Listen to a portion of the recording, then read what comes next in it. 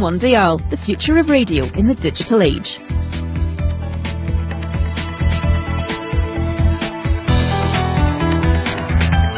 The BBC and Digital Radio Mondial. Better radio altogether.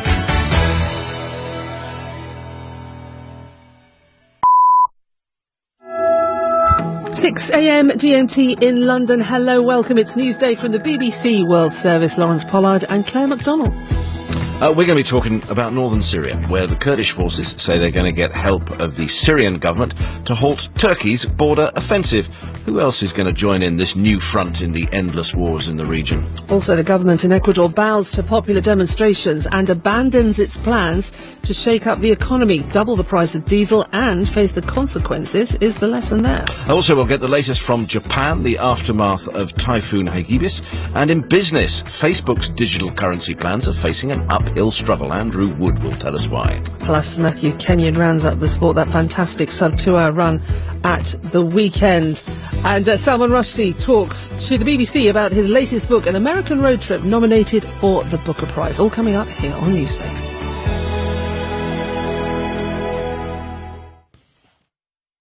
Hello, I'm Neil Nunes with the BBC News. The government of Ecuador has agreed to repeal a law that scrapped fuel subsidies after 12 days of mass protests by indigenous people that brought the country to a standstill. In return, the leaders of the indigenous movement say they will end their protests. Will Grant has this report. With the country watching live coverage of the negotiations, the UN representative in Ecuador announced that the government and the indigenous leaders had reached an agreement, which would leave the controversial Decree 883 without effect.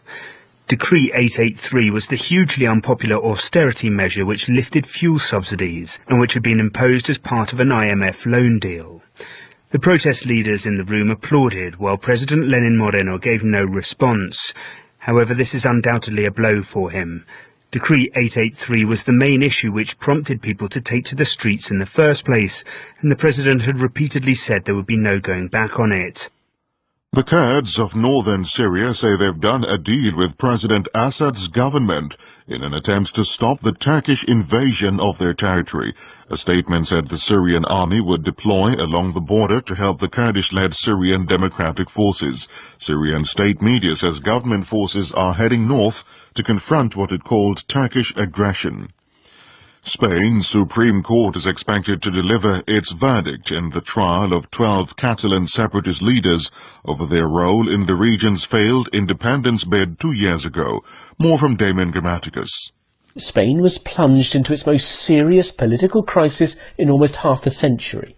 An unauthorised independence referendum in Catalonia led to police violence and huge demonstrations. The separatist leaders then unilaterally declared independence for the rich northeastern region.